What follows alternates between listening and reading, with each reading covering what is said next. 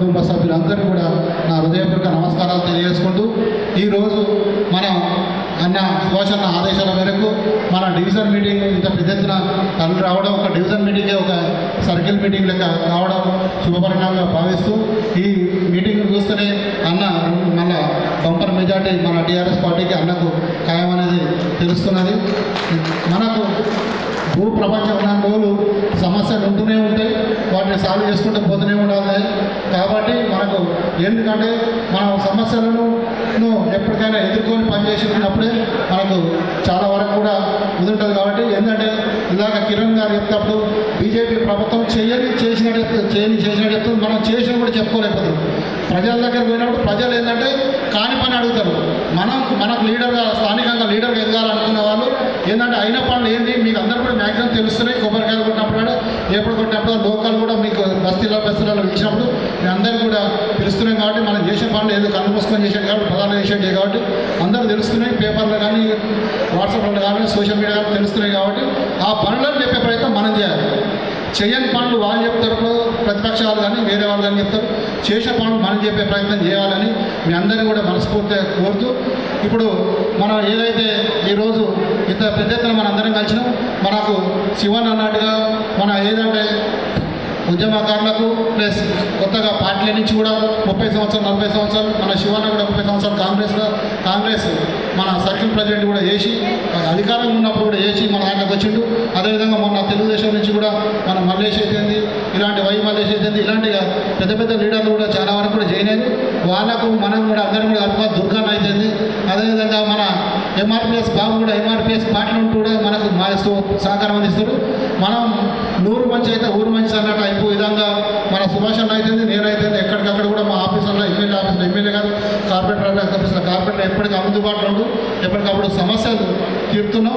ఇంకా కూడా మనకు ఏదైనా సమస్యలు ఉన్నా కానీ మనకు ఉన్న సమస్యలు కూడా వార్డ్ ఆఫీస్లో ఎప్పటికీ ఉంటాం. కాబట్టి దాదాపుగా 10 గంటల నుంచి 1 గంట వరకు ఉంటాం. కాబట్టి ఏ సమస్య ఉన్నా కానీ అక్కడ మనం తీర్చుకోవచ్చు. ఉంటాయి ఎక్కడే సమస్య, ఇంత పెద్ద మీటింగ్లో కూడా సమస్యలు కావు.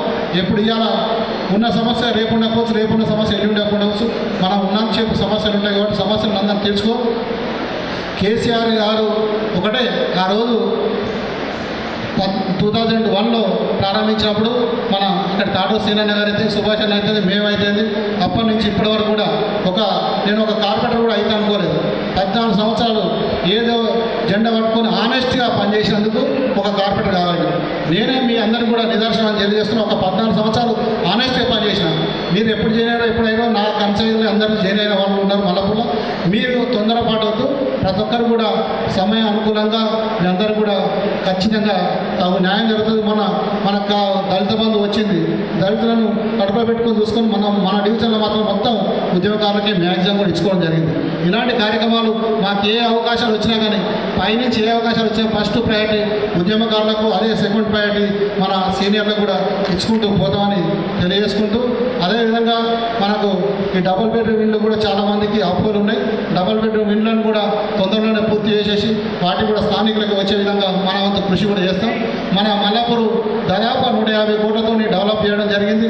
ఆ భవన్ నగర్ నాలా అయితేంది, అదేవిధంగా ఇప్పుడు శ్మశాన వాటిక అయితేంది. శ్మశాన వాటిక పక్కకే మనకు జిమ్ 3 కోట్లతో మన 3 కోట్లతో పార్కు పనులు జరుగుతున్నాయి. అది త్వరలోనే ఒక 2-3 నెలల లోపలే ఆ పార్కు గ్రీనర్ పార్క్ ఓపెన్ అవుతుంది.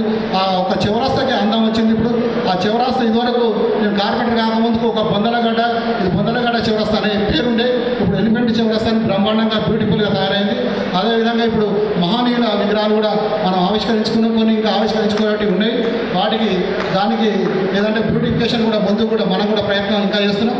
అన్న చెప్పినట్టుగా కింద రోడ్డు కూడా ఎక్కువ ఆ ఎరుపు కూడా రోడ్డు కూడా ఎక్కడెక్కడ ఏ సమస్యలు ఉన్నాయి. మన బ్రిడ్జి కూడా అతి త్వరలో బ్రిడ్జి కూడా అవుతున్నది. ఆ బ్రిడ్జి కూడా ప్రయత్నాలు సాయశక్తులు చేస్తాం.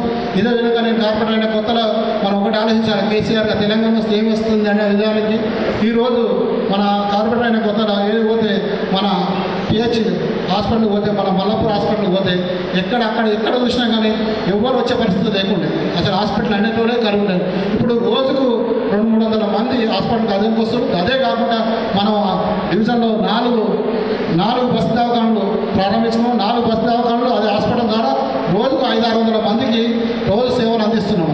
500-600 మందికి అంటే హెల్త్ పరంగా. అదేవిధంగా మన స్కూల్ కూడా మన మనబడి మన ఊరు కింద మనబడి కింద శాంక్షన్ అయింది. వచ్చే సోమవారం 24వ తారీఖు నాడు మన నెహ్రూ నగర్ ఫస్ట్ బ్లాక్ ఉన్న స్కూల్ కంప్లీట్ అయింది. ఆ స్కూల్లో కూడా మనం ఓపెన్ చేసుకోవడం జరుగుతుంది. వాళ్ళ పిల్లలకు అంగన్వాడీలకు కూడా జీతాలు పెంచుకున్నాం.